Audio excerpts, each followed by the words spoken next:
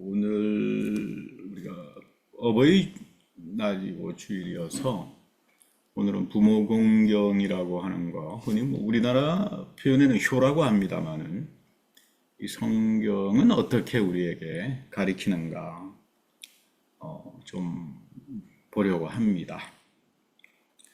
몇 년 전으로 합니다만은 그 유니세프에서 동아시아 17개 나라의 한 1만 명 청소년들을 대상으로 해서 앙케이트 조사를 한 적이 있어요. 설문조사를 했는데 그 질문 중에 어른들, 부모님들에 대한 존경도를 묻는 질문이 있었어요. 근데 이제 거기서 꼴등을 한 나라가 대한민국입니다.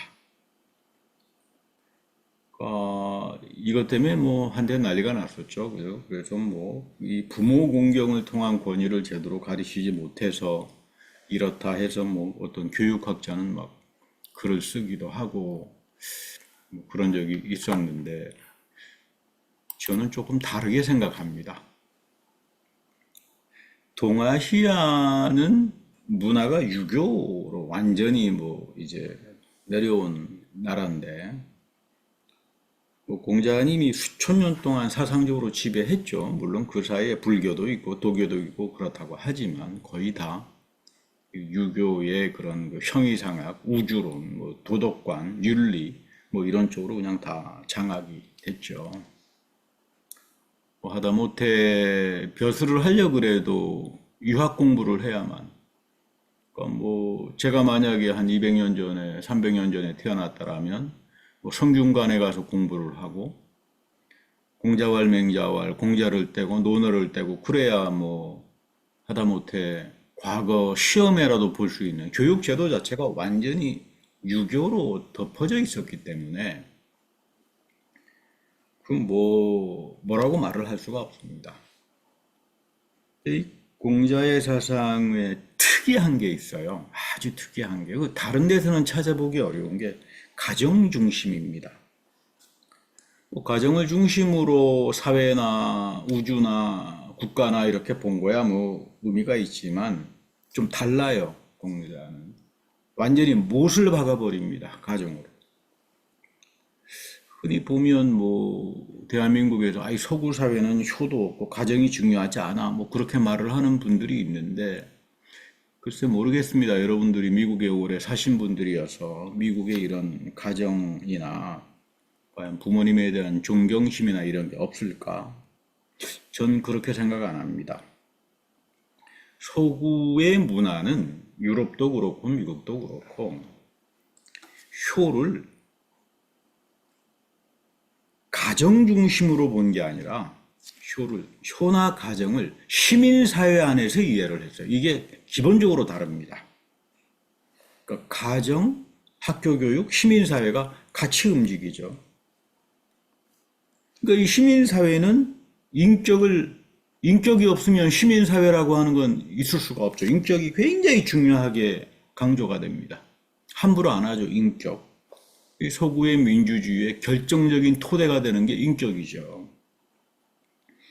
전 하나님의 형상 안에서 우리에게 왔고 우리 가정의 축복의 선물로 주었으니까 설령 내가 부모라도 내가 너를 함부로 대하지 않는다.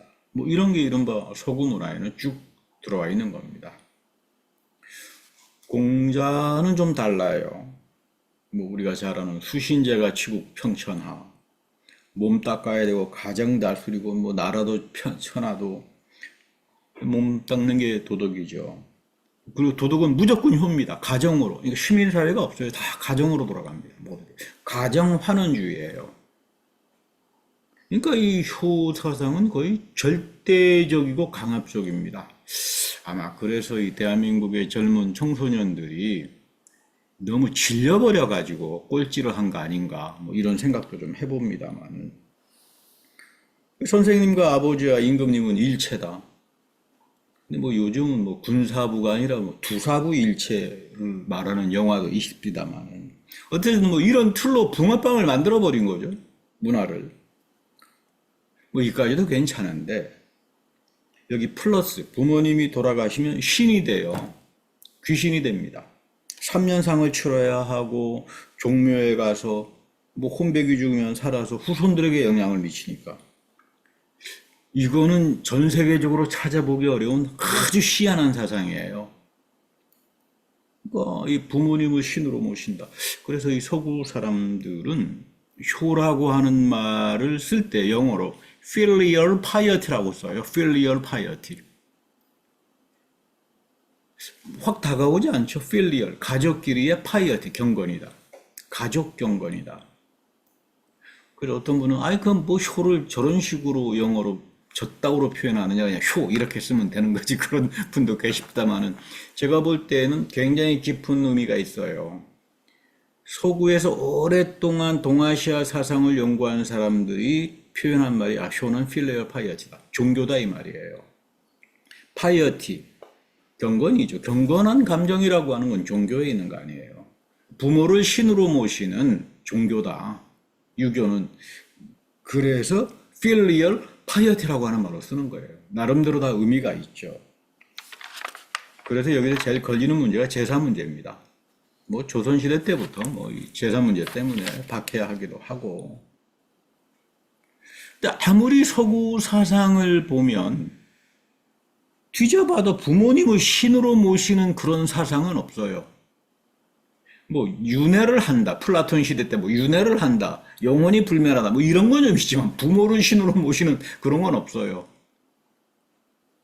근데 이 동아시아는 대한민국은 부모님이 종묘에 모셔서 이게 제사 문제로 이제 나타나는 거죠. 어떤 믿는 자매가 저에게 와서 목사님 제가 좀 고민이 많습니다. 왜요? 그랬더니 남편이 교회를 다니지 않는데 어느 날 갑자기 어디서 무엇을 받아왔는지 시부모님 묘지 이장하고 뭐 평소에도 뭐 덤덤하게 하던 제사를 뭐 융성하게 치르자. 남편이 치과 의사예요. 그래서 제가 물었습니다. 아니 뭐 국회의원 나올 일이 있느냐? 뭐 묘지 이장하고 제사 성대에 치르면 뭐 관운이 열린다고 어디서 듣고 온 모양이에요. 그 평생 할 줄 아는 게 남의 그 냄새나는 이빨 보고 산 사람인데 그거 어떻게 국회의원 하겠습니까? 그래서 그러지 말고 큰 돈 들여서 이장할 일이 있으면 자녀들 저 맛있는 거 사주고 교육에 사용하는 게 낫지 않느냐. 기독교는 살아생전 부모님의 가르침에 경청하고 존중하라 이렇게 강조하는데 이게 filial piety로는 안 가요. 이 piety는 하나님에 대한 이제 경건한 마음이죠. 왜냐하면 너의 믿음의 부모님들이라면 나의 부모님이 믿음을 가지고 사셨던 분들이라면 뭐 그리스도의 몸을 입고 영원한 부활의 삶을 살 것이고 하늘의 예배에서 그분이 가지고 있었던 신앙의 유산, 믿음의 유산이 우리 가정의 축복으로 이어진다. 뭐 이런 걸 우리가 가지고 있잖아요. 그러니까 3대째 저주는 거쳐지고 영원한 하늘의 예배에 이어지는 믿음의 축복이 우리에게 이어진다. 이게 새 언약이잖아요. 이런 면에서 이제 기독교는 상당히 중요하게 효를 이야기하지만 filial piety라고 하는 측면에서는 접근 안 합니다. 이런 차이입니다. 그 부모 공경은 십계명의 5번째 계명이죠. 내 부모를 공경하라. 그리하면 내 하나님 여호와가 내게 준 땅에 내 생명이 길 거다. 여기에는 부모님이 죽어서 신이 된다는 말도 없고 제사드리라는 말도 없어요. 그런데 여러분 이 십계명은 굉장히 중요합니다. 모세가 가서 직접 받았는데 뭐 구약에 보면 전체 613개라고 하는 계명이 나오죠. 미치보라고 합니다만 613개 계명을 지켜야 돼. 하라는 것하고 하지 말라는 것. 그건 유대인들에게 주어지는 건데 우리 기독교인에게도 10계명은 핵심이에요. 그래서 10계명을 안 지키고 사는 사람을 우리는 기독교인이라고 말을 안 합니다. 그리고 성경에도 보면 항상 맨 앞에 이거 뭐 종교개혁 할 때도 루터도 그렇고 특별히 뭐 칼빈 장로교 전통에서는 아예 뭐 항상 예배 시간에 십계명을 이렇게 교독문으로 읽을 정도로 저희도 뭐 기회가 되면 가끔 한번 십계명 교독 시간에 좀 했으면 하는 그런 생각이 있습니다만 이거 굉장히 중요하죠. 십계명은 저도 지키고 살아야 된다. 하나님이 기뻐하시는 거니까. 그랬더니 뭐 이거 부모님 잘못이면 장수하겠네 뭐 이렇게 하시는 분도 계시는데 그런 말은 아닙니다. 이 땅이 하나님이 이스라엘 백성에게 주신 큰 선물이에요. 이 사람들 애굽에서 노예 생활했던 사람들이잖아요. 근데 가나안 땅을 보니까 이거 뭐 여러 부족이 살았는데 이거 하는 꼴을 보니까 다 짐승 수준의 삶을 살아요. 그저 자기 탐욕, 물질, 방탕하고 뭐 하나님이 이들을 뭘로 봅니까? 짐승으로 보죠. 짐승. 요즘 보니까 뭐 짐승남이라고 하는 뭐 말을 쓰기도 하던데 그랬더니 또 옆에서 짐승녀란 말도 쓰더라고요. 이거 참 저는 이 저급한 말이라고 생각해서 안 썼으면 합니다. 안 좋은 문화적인 표현이죠. 모세를 통해서 하나님이 너희들 잘나서가 아니라 여기 사는 부족들이 다 짐승남, 짐승여가 다 돼버렸어. 이거 하나님께서 육신으로 본다 이 말이에요. 하나님의 형상을 담고 있는 사람으로 보지 않아요. 오늘날 하나님 똑같이 봐요. 우리 십계명 지키고 살아야 됩니다.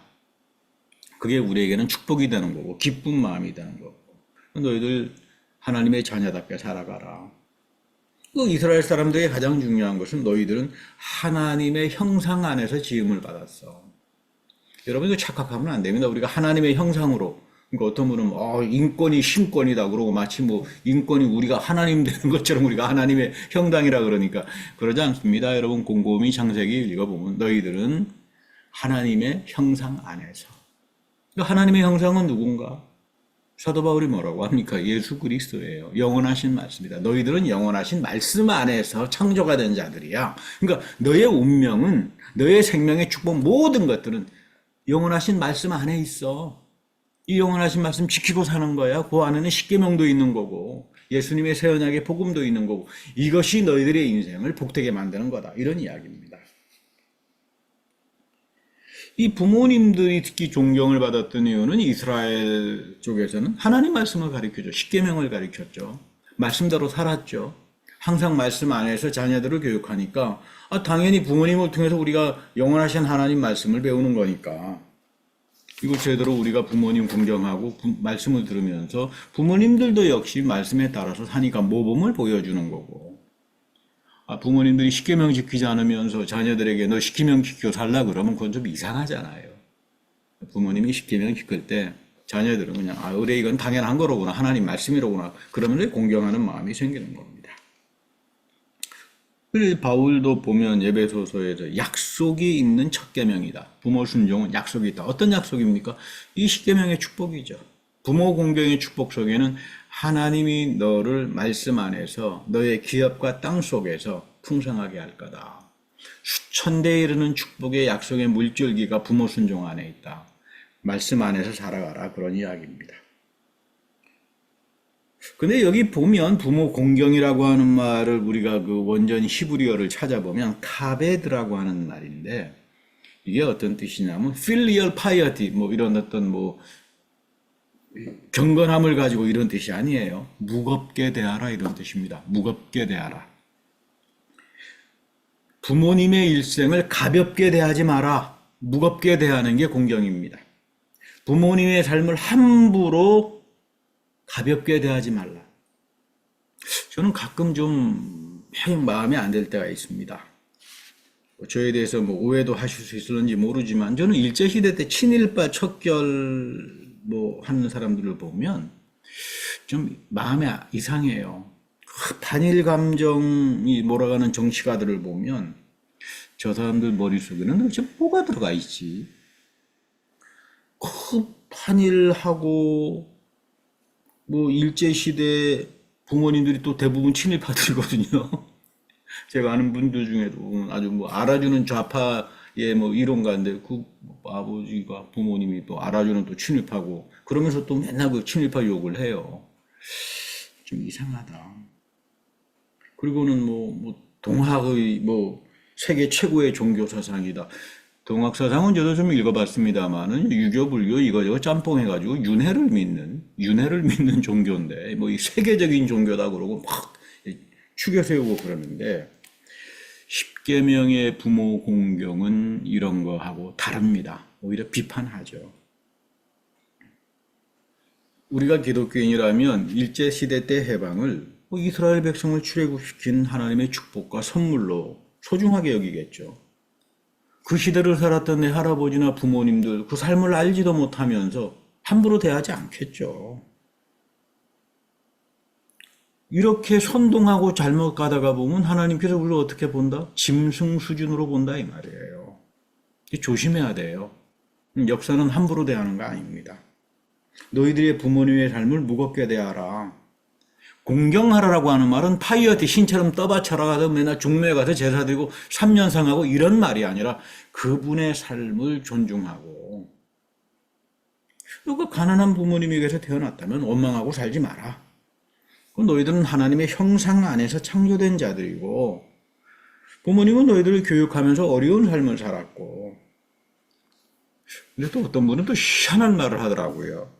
기독교는 효와 상관이 없는 종교입니다. 또 이렇게 또 말씀하시는 분도 계셔서 저분이 또 무슨 말씀을 하나 봤더니 오늘 본문을 딱 말씀하시면서 요한복음 19장 말씀을 하면서 보십시오. 예수님이 돌아가시다 어머니에게 마리아에게 어머니라는 단어를 사용하지 않고 여자여 이렇게 불렀으니까 기독교는 효하고는 아무런 상관이 없다. 여자여 보소서 아들이 나이다. 뭐 이렇게. 저는 참 이상한 세상을 내가 살고 있구나 이런 생각을 해봅니다. 목회자란 분이 이 정도면 안 되죠. 여러분, 이 여인이란 말의 이 원전이 귀나이란 뜻이에요. 귀나이. 기억하고 계십시오. 귀나이. 귀하게 여기신 분. 이런 뜻입니다. 그러니까 어떤 성서학자들은 황후에게 붙이는 극존칭의 표현이에요. 그러니까 자기 어머니에게 굉장한 그 존칭의 표현이 귀나이예요. 귀하신 어머니, 뭐 요 정도가 되겠죠. 그러니까 이 말을 그리스 말로, 성경 그리스 말로는 아들이 어머니에게 귀나이 이렇게 쓰지 않습니다. 표현이 안 돼요. 아주 특별한 경우에 어머니가 극심한 고통으로 슬픔을 당할 때 위로하는 표현이 귀하신 어머니, 이 표현이에요. 너무 슬퍼하지 마십시오. 그리고 이보다 좀 떨어지는 말이 어머니, 이 말입니다. 그러니까 예수님은 여자야라고 하는 표현이 이게 뭐냐면 한국말로도 영어로도 번역하기가 정말 어려운 표현입니다. 귀나이. 그래서 여러분, 귀나이다, 귀하신 어머니 이런 표현이다. 특히 부모님이 극심한 슬픔을 경험할 때, 어려움을 경험할 때 그 부모님을 위로하는 표현이 귀나이입니다.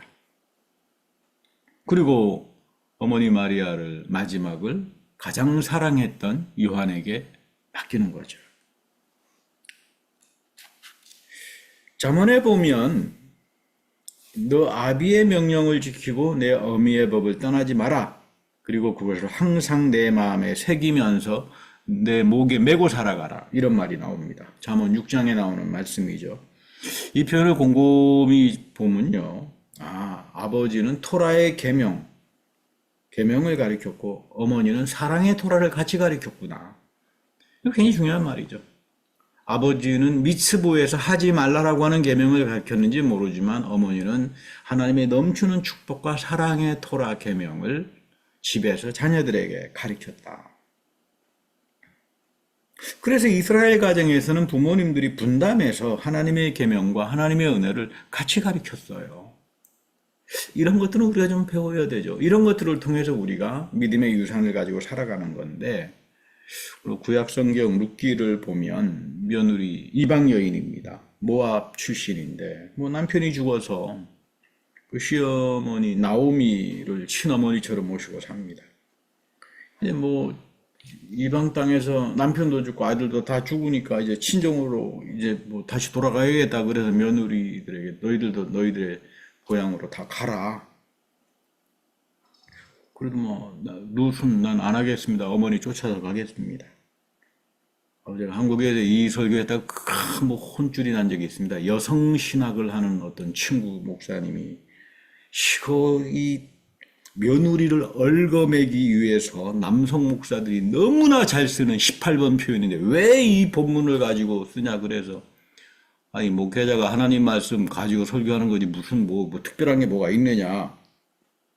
그래서 저는 그분 보고 나는 이 본문을 읽어보면 며느리 보고 무슨 시어머니에게 순종하라라고 하는 그런 본문이 아니다. 잘 읽어봐라 그 본문을. 나로 어머니를 떠나며 어머니를 따르지 말고 돌아가라. 강건하지 마옵소서. 나를 밀쳐내지 말라 그런 말입니다. 어머니께 가시는 곳에 나도 가겠고 어머니께서 유숙하시는 곳에 나도 유숙하겠습니다. 이거 자원하는 마음입니다. 너 며느리도 시어머니 잘못이야 돼 이런 말이 아니고요. 자원하는 마음이에요. 어머니의 백성이 나의 백성이 되고 어머니의 하나님이 나의 하나님이 됩니다. 이거 완전히 회개입니다. 회개. 뒤바뀌어지는 거죠. 그 왜 이방 여인 룻은 시어머니 나오미와 함께 했을까? 뭐 나오미가 이방 며느리에게 잘해 줄 수도 있었겠죠. 그런데 당대 문화는 우상의 문화입니다. 다들 가정의 우상들, 가족신들을 두루두루 데리고 섬기고 살았다는데 나오미의 집에서는 여호와 하나님을 섬겼고 우상이 없어요. 여러분 이거 굉장히 중요합니다. 유대 기독교 안에만 있는 게 있어요. 그게 인격이에요. 우상을 섬기는 쪽에서는 인격이라고 하는 개념이 발전 안 합니다. 그래서 유대 기독교 전통 속에서 민주주의가 나오는 거예요. 굉장히 아름다운 전통이죠. 하나님의 형상 안에서 인격적으로. 그래서 여러분들 하나님의 자녀라고 하잖아요. 인격적으로 간다 이 말이에요. 근데 우상을 섬겼던 고대 근동의 문화 속에는 인격이 없어요. 그러니까 나오미는 이 룻은 나오미와 더불어 그 가정에 살면서 보니까 야 이거 내가 인격적으로 대접을 받는구나. 강권하는 게 아니죠. 내가 뭐 다시 친정에 돌아간들 섬길 것은 모함의 무슨 그 이방신이고 음행하는 신들이고 이 음행신 모시면서 여자들은 이건 뭐 완전히 그냥 뭐 거의 하취급당하는 내가 무슨 진정한 인격이나 하나님의 자녀로 하나님의 형상 안에서 말씀을 가지고 살아가는 이런 대접은 하나도 없다. 그래 멸시나 당하고 그러다가 죽을 운명인데. 그러니까 이 꽤 중요한 것은 성경에는 여성 비하가 없어요. 하나님 말씀 전체의 은혜의 말씀 속에는 말씀과 더불어 인격이 담겨져 들어가 있어요. 여러분들이 하나님 앞에서 인격적인 존재로 살아가야 됩니다. 그건 뭐냐면 약속을 지키는 사람들이죠. 계약에 따라 살아가는 사람들이잖아요. 여러분들은 하나님과 더불어 새언약의 계약을 맺으면서 가정을 통해서 수천 대에 이르는 하나님의 축복을 이어가는 분들이잖아요. 이거는 내가 인격적인 사람만이 신앙의 인격을 가진 사람만이 하나님의 새언약의 약속을 지키고 십계명을 지키고 이렇게 살아가겠죠. 예배를 사랑하고.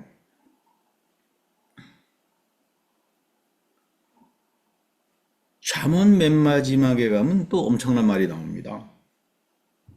현숙한 아내의 말을 잘 듣고 살아가라. 여성 칭송의 말씀이 나오죠. 업고 다니라 이런 말이에요. 비하하란 말이 아니라 저는 잘 못합니다. 업고 다니지는 잘 못하는데 이 여호와를 경외하는 아내를 존중하고 살아가라. 이 성경에는 인격과 말씀과 언약이 중심이지 무슨 누구를 잘하고 못하고 이런 게 없어요.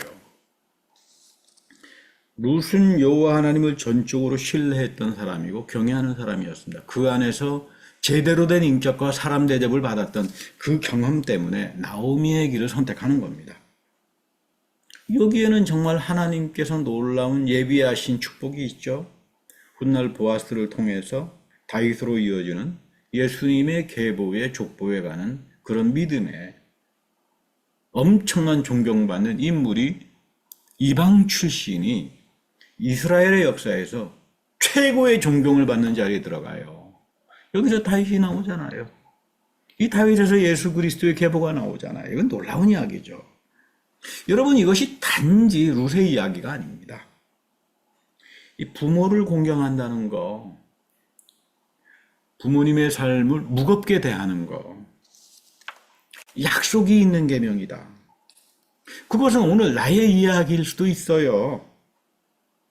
너의 부모님의 삶 속에서 말씀의 가치를 가지고 살아가라. 그래서 아마 여러분의 가장 큰 축복은 믿지 않는 부모님이 계신다면 그분을 하나님을 믿을 수 있도록 인도하는 게 굉장히 좋은 축복입니다. 너의 가정에서도 자녀들에게 말씀을 끊기지 않게 하고 너가 스스로 가정에서 말씀을 지키면서 너의 축복을 자녀들에게 이어가게 하라. 그럴 때 너의 삶은 번영하고 풍성해질 것이다. 이것이 하나님을 경외하는 과정에서 지켜지는 효의 축복입니다. 이런 신앙의 유산의 축복을 잘 이어가는 귀한 여러분들의 가정이 되기를 간절히 바랍니다. 기도합니다. 주여, 우리가 하나님 말씀 안에서 부모님에 대한 바른 태도를 갖게 하시고 부모님들이 사셨던 그 삶을 가볍게 대하지 않게 하시며 또한 내 자신이 부모로서 가정에서 하나님 말씀을 그 가치를 지키고 자녀들에게 가르치며 살아갈 때 3, 4대째 저주가 끊기고 수천 대에 이르는 모압의 여인 룻이 다윗을 통해서 예수 그리스도로 이어지는 수천 대의 축복의 인물이 되었듯이 우리의 가정에도 우리의 믿음의 인격을 가지고 살아가는 성도님들에게도 이런 귀한 축복이 있게 하여 주옵소서. 우리 구주 예수 그리스도의 이름으로 감사하며 기도드립니다. 아멘.